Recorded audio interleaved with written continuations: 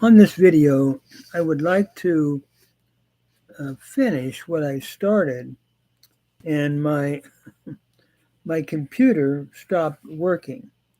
So I'm going to pick it up now, and that is the sixth day of creation from Genesis chapter 1. So we pick it up at verse 24. We've been going through the days of Genesis 1, reading them in Hebrew with an English translation, followed by commentary. So we read verse 24. Vayomer Elohim totsei haaretz nefesh chaya lemina behema veremes vechayeto eretz lemina vayehi chen. And God said, let the earth bring forth living creature, or the living creature, according to its kind, uh, cattle or domesticated beasts, and creeping things, and the wild beasts of the earth to its kind, and it was so. Notice God is like the king here, who is shouting out the commands, and he is saying, let the earth bring forth these different types of living creatures, the domesticated beasts, the wild animals, as well as snakes and those that crawl, to its kind. It's interesting to me, in the ancient world, many of these animals were worshipped, especially in Egyptian religion.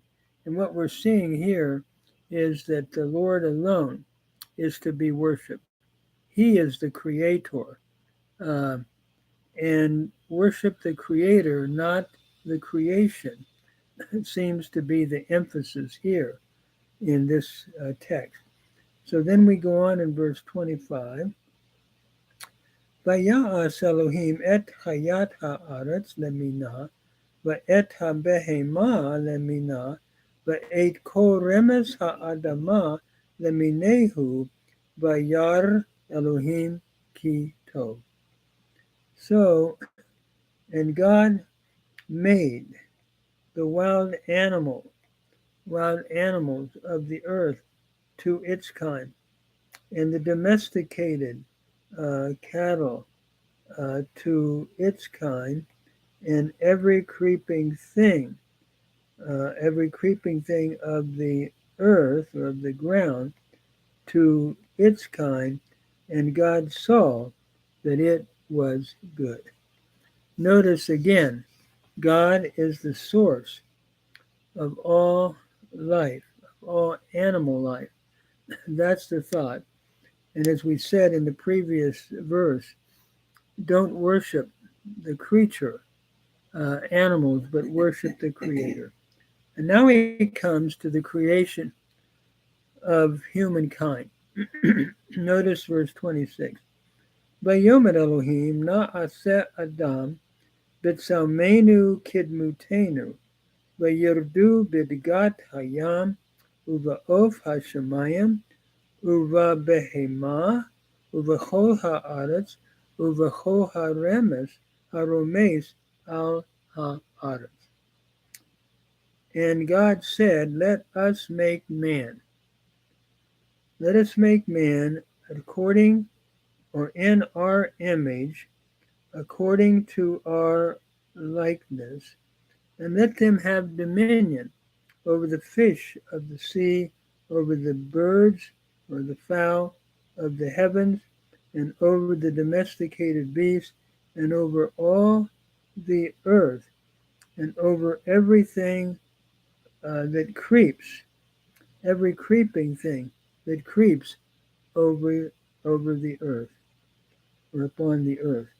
So here we see God is determined now to make man. And we have a change. Instead of God made, we now says let us. Na'aseh Adam. That is, let us make man.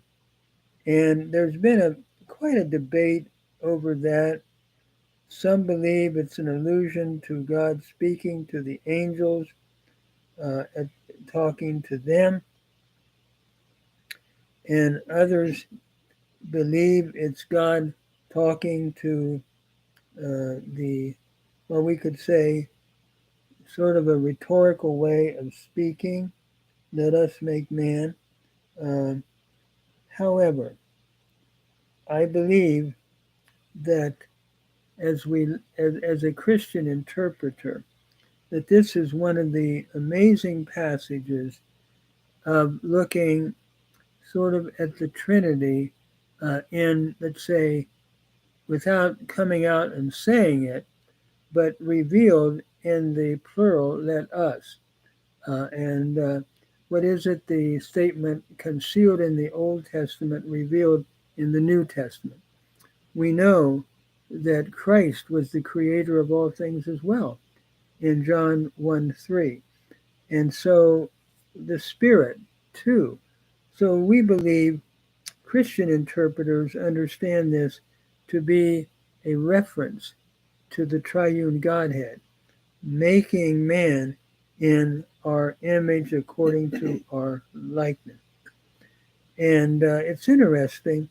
The plural here, I think, adds something interesting, and that is that man needs fellowship with others. Let us make man. And the plural here, I think, leads to that idea. But at any rate, it's really a similar moment that we find in, for example, throughout, in several places, I should say, of the Hebrew Scriptures.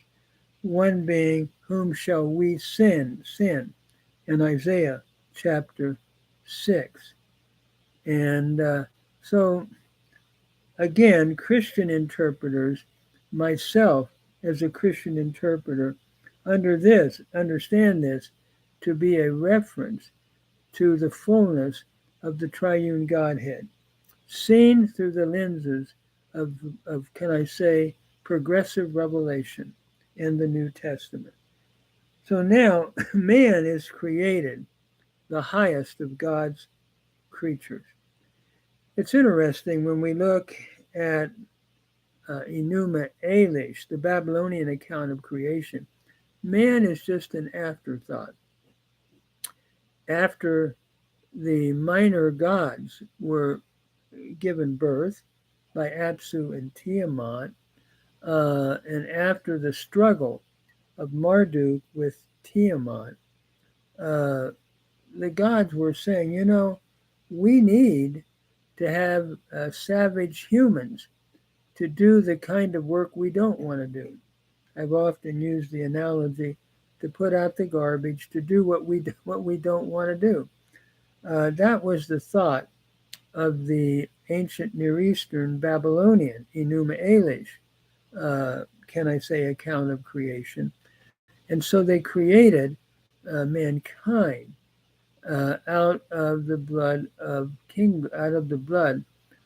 the one who was the right hand, can I say, supporter, so to speak, of Tiamat. So what a difference we have here, where God creates mankind as the epitome of his creation and wants him to rule over the animal world in a good sense. Notice, Vayivra Elohim et ha'adam b'tsalmo b'tselem Elohim bara oto zachar unekeva bara otam.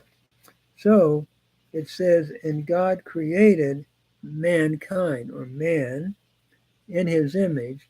In the image of God, he created him. Male and female, he created them. Notice, male and female are both created equally by God. And I think it looks at the equality of male and female. They are God's, can I say, the epitome, both of God's creation. And the text which I take to be Moses rather than the priestly writer, is talking about the, can I say, the co-equality of man and woman. So then we move on in verse 28. Vayevarek otam Elohim, vayomer lahem Elohim, peru uravu umil'u et ha'aretz vechevshua uradu bidigat hayam uva'of hashamayim uvachol haromeset al ha'aretz. And he blessed them, God blessed them, and said to them, be fruitful and multiply, and fill the earth and subdue it, and have dominion over the fish of the sea, and over the fowl of the heavens, and over every wild animal that creeps upon the earth. Notice mankind has a high calling next to God over the animal world. We were created from dust, so we're not gods. That's very clear. But we are to have, can I say, dominion over the animal world. So we don't worship animals like in Egyptian religion, for example. And also, there is to be fruitful and multiply, that command given to the man and the woman. It's interesting. Years ago, a rather humorous incident when I was teaching on the West Coast. There was a professor who had multiple children, and he believed that this command was never taken away, in the sense that there was no way that he would apply any kind of prevention of of having a birthing of children, and felt that the more he could have, the better. And I think he had like 12. And I remember the students were joking one time, and they were singing a song, and they were singing Professor da da da had a farm, and on his farm he had, they went on saying, children, children, children, children. But at any rate, it was just in good humor. And so what we have here is the command to be fruitful and multiply for man and woman as God created them. Then in verse 29, Vayomer Elohim, Hine natati lachem et kol esev zorea zera asher al panei chol ha'aretz ve'et kol ha'etz asher bo peri etz zorea zara lachem yeyeh le'ochla. And God said, behold, I have given to you every herb yielding seed, which is upon the face of all the earth, and every tree which is in it, and every tree in which is the fruit of the tree yielding seed. To you it shall be for food. So we're looking at sort of like vegetarian and fruit given to mankind or humankind in the beginning. And by the way, it seems that meat eating came later, but at any rate, we go on in verse 30. Ulechol hayat ha'aretz, ulechol of hashemayim, ulechol romes al ha'aretz asher bo, nefesh chaya et kol yerek esev le'okla vayihechem. And so verse 30 reads, and to every beast of the field, and to every fowl of the heavens, and to everything that creeps upon the earth, in which there is a living soul. I have given every green herb for food. So again, food for the animals he had created as well. So then in verse 31, Vayar Elohim et Vayar Elohim et kol asher asa, v'hene tov ma'od, vayhi erev vayhi boker yom hashishi. And God saw all which he had made, and there was evening, and there was morning, day 6. So as we look at this chapter 1, we see God as a king, and just reviewing it briefly again, there was no female counterpart.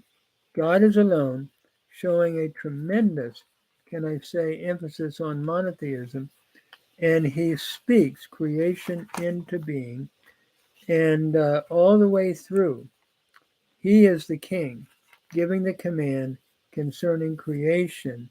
Um, there's no struggle with Yam or with the sea monster or anything like that, as you find, for example, in Ugaritic literature. God just speaks and tells the big fish where to swim. And so it's looking at his kingship. And finally, he creates humankind as the climax of his creation, leading to day 7, which is the final climax, the day of rest on the Shabbat. So this is a great text. And I think as we look at the New Testament, we're also told in John, as I've said, 1:3, Panta dio tua geneta kai koresa tua geneta udechen hageganin. All things were made by him. Without him was not anything made that was made, speaking of Christ as the agent of creation. So what a beautiful chapter. And we see the climax in the dignity of man under God as the sole king and creator. When we come to chapter 2, we'll also see God as a potter.